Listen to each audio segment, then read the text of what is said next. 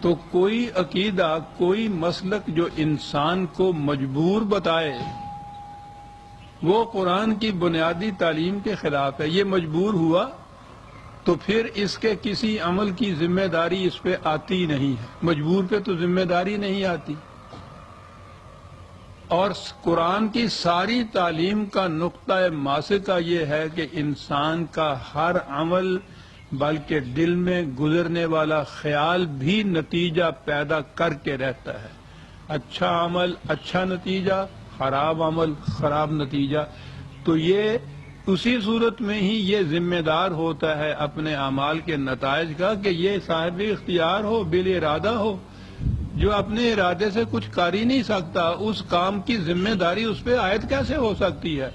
تو یہ سلسلہ قرآن کریم کی طرف سے یا اللہ تعالیٰ کی طرف سے انبیاء کرام کا سلسلہ، وحی نازل ہو جانا، مکافات عمل کا قانون، حیات آخرت، وہاں کی جنت جہنم، ساری اس نقطے کے گرد گھومتی ہے کہ انسان اپنے اعمال کا ذمہ دار ہے، اور ذمہ دار وہی ہو سکتا ہے کہ جو صاحب اختیار اور صاحب ارادہ ہو۔ ایک چیز آپ کہیے انسان کی ذمہ داری کہ یہ مجبور ہے، صاحب اختیار نہیں ہے، تو یہ سارا جتنا سلسلہ رشد و ہدایت ہے تمام کا تمام معاذ اللہ بیکار ہو کر رہ جاتا ہے، اس کے معنی کچھ نہیں رہتے۔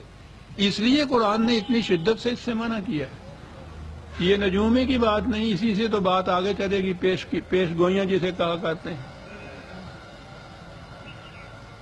مجبور کے متعلق تو آپ پیش گوئی کر سکتے ہیں۔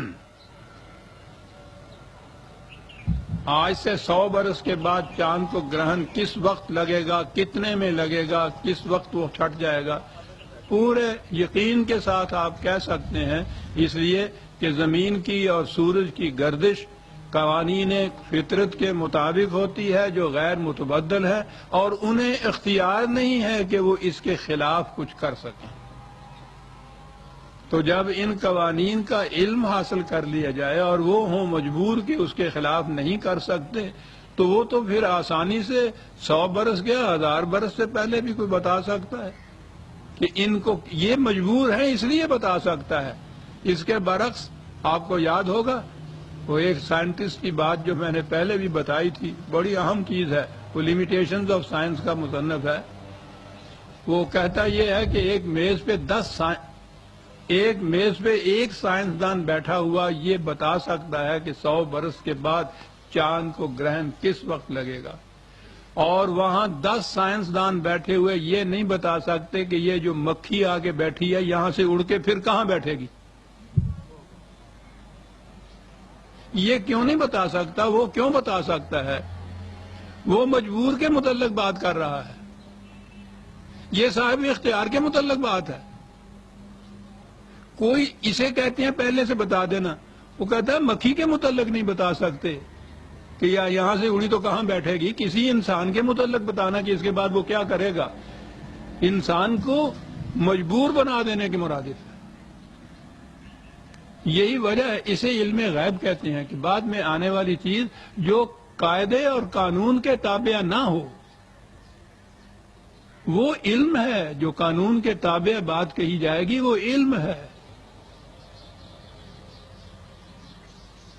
یہ جو صاحب اختیار کے متعلق کہا جائے گا وہ علم کے تابع نہیں آئے گا۔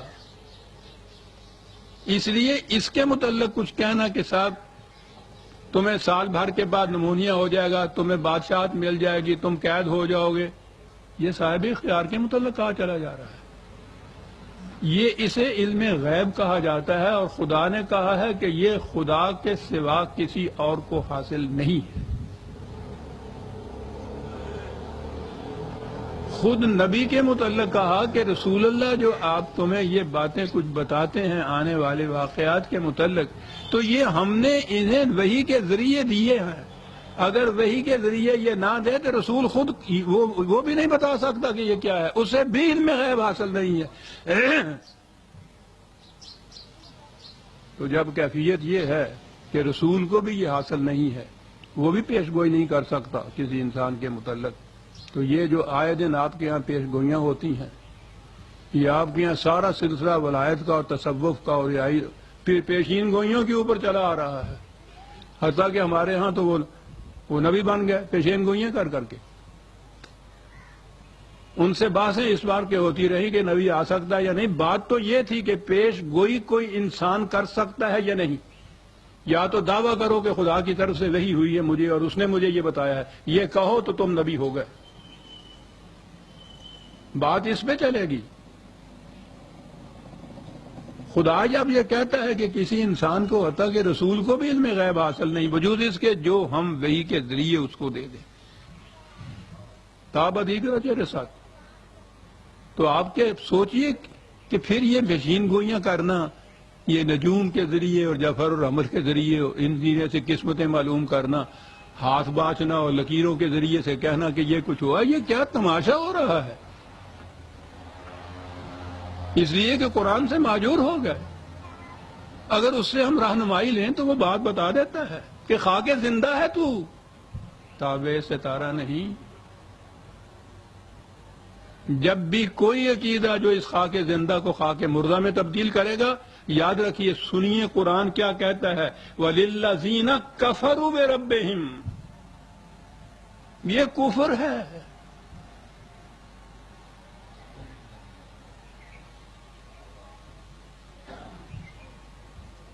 جو مانتا ہے اس کو وہ اپنی ذات سے کفر کرتا ہے، اپنے صاحب اختیار اور ارادہ ہونے سے انکار کرتا ہے۔ کفر یہی ہے نا، جو اسے یہ بتاتا ہے وہ جھوٹ بھی بولتا ہے اور خدائی قوت اختیار کرتا ہے، کیونکہ یہ خدا کو صرف علم ہے غیب کا اور وہ اس کا مدعی ہوتا ہے، اس لیے وہ خدا سے انکار کرتا ہے۔ دونوں کافر ہیں، قرآن کہتا ہے۔ یہ منکر خیش ہے، وہ منکر خدا ہے۔ وَلِلَّذِينَ كَفَرُوا بِرَبِّهِمْ عَذَابُ جَهَنَّمَ وَبِئْسَ الْمَصِيرُ، ٹھیک ہے، عاقبت کا عذاب تو وہاں جا کے معلوم ہوگا۔ جو قومیں اپنے آپ کو صاحب اختیار ہی نہیں سمجھتی، اس دنیا میں ذلت و خواری کے جس جہنم کے اندر ماخوذ رہتی ہیں وہ تو ہمیں معلوم ہے۔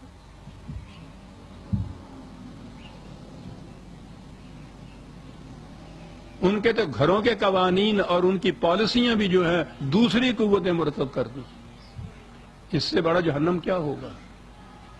جہنم کے داروغے کو خدا نے مالک کہا ہے نا، ماسٹرز ہوتی ہیں نا یہ قوتیں ان کی، یہ صاحب اختیار نہیں ہوتی، اگرچہ اپنے آپ کو سورن پاورز کہتی ہیں، جھوٹ ہے۔ جہنم بئس المصیر، عجیب بات آتی ہے۔ قرآن کریم نے جرائم کے پاداش میں جہنم کا ذکر بار بار کیا ہے، کہیں جہنم کہتا ہے، کہیں جہنم کہتا ہے، کہیں نار کہتا ہے، وہ بھی ٹھیک ہے۔ اس مقام کے اوپر جو جہنم کہا ہے تو جہنم کی آگے جو تفصیل کچھ دی ہے وہ اتنی شدید ہے، جیسے نظر آتا ہے کہ جتنا شدید یہ سنگین جرم ہے اسی کے مطابق اس جیل خانے کی تفصیل بتائی ہے۔ جہنم اذا القوا فیہا سمعوا لہا شہیقا وہی تفور، اس میں وہ ڈالے جائیں گے تو اس کی کرب انگیز، دہشت انگیز چیخ پکار، فغاں، چیخنا یہ سنائی دے گا۔ وہ ایسے ہوگا جیسے کہ وہ اچھل رہا ہے، بھڑک رہا ہے، تقاد و تمیز من الغیظ، غصے کے مارے، جیسے یہ کہتے ہیں کہ آپے سے باہر ہو رہا ہے۔ یعنی جرم کی شدت یا سنگینی کی نوعیت اس سے پتہ چلتی ہے نا، جو سزا کی شدت اور سنگینی بتائی قرآن نے، ورنہ صرف جہنم ہی کہتا تو کافی تھا۔ یہ میں نے عرض کیا ہے کہ اس سے بڑا سنگین جرم اور ہو نہیں سکتا کہ جو ایک ہی چیز جو انسان کو دی ہے خدا نے اور خصوصیت عطا کی ہے اور اسے روحنا کہا ہے، اپنی توانائی اگر کیا، خدا کی توانائی ہے وہ، انسان کی اس حیثیت سے انکار کرنا سب سے بڑا جرم ہے، اور اس کسی کا یہ اپنے آپ کے متعلق سمجھنا تذلیل انسانیت ہے، اپنی ذلت کو وہ قبول کرتا ہے۔ اتنا بڑا شدید جرم ہے جس کی وجہ سے جہنم کے بعد یہ سب کچھ کہا، اور اس کے بعد ہے وَكُلَّمَا أُلْقِيَ فِيهَا فَوْجٌ سَأَلَهُمْ خَزَنَتُهَا الم یاتکم نذیر، جب یہ فوج در فوج اس میں یہ پیشگوئیاں کرنے والے اور قسمتیں بتانے والے جو ہیں اور وہ ماننے والے پھر اس کو جب اس میں یہ ڈالے جاتے ہیں، کہا کہ جہنم کا دروغے ان سے پوچھتے ہیں، انداز قرآن کا تشبیہ ہوتا ہے نا، جہنم کے دروغے تو ان سے پوچھتے ہیں کہ کیا تمہارے ہاں کوئی ایسا نہیں آیا تھا جس نے بتایا ہو کہ یہ جو تمہارے عقائد اور یہ تمہارے مسالک ہیں ان کا نتیجہ کیا ہے، یہ کفر ہے، یہ شرک ہے، کیا کسی نے تمہیں نہیں بتایا تھا؟